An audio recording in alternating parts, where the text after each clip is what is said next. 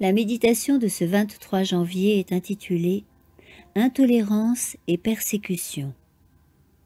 S'ils m'ont persécuté, ils vous persécuteront aussi. S'ils ont gardé ma parole, ils garderont aussi la vôtre. Jean 15, 20. Sous ces formes diverses, la persécution est la conséquence d'un principe qui subsistera tant que le christianisme sera vivant et aussi longtemps que Satan existera. Nul ne peut servir Dieu sans avoir l'armée des ténèbres se dresser contre lui, sans être assailli par les mauvais anges, alarmés de voir leur proie leur échapper.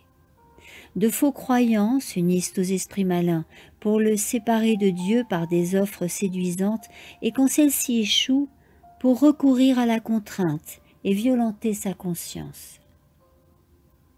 Mais tant que Jésus-Christ plaide dans le sanctuaire céleste, l'influence du Saint-Esprit se fait sentir tant chez les magistrats que parmi le peuple. Elle s'exerce dans une certaine mesure par l'intermédiaire des lois du pays. Sans ces lois, la condition du monde serait bien pire qu'elle n'est.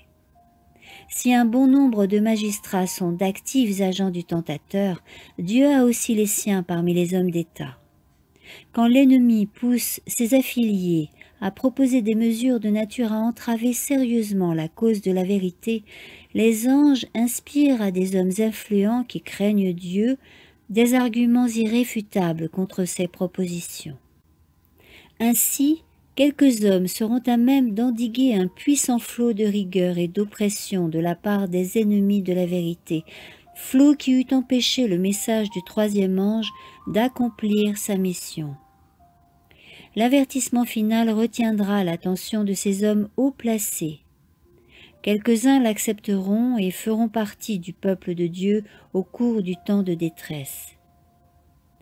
Et vous, enfants de Sion, soyez dans l'allégresse et réjouissez-vous en l'Éternel, votre Dieu, car il vous donnera la pluie en son temps. Il vous enverra la pluie de la première et de l'arrière-saison, comme autrefois. Joël 2, 23. Dans les derniers jours, Dieu dit « Je répandrai de mon esprit sur toute chair. Alors quiconque invoquera le nom du Seigneur sera sauvé. » Actes 2, 17, 21. Amen.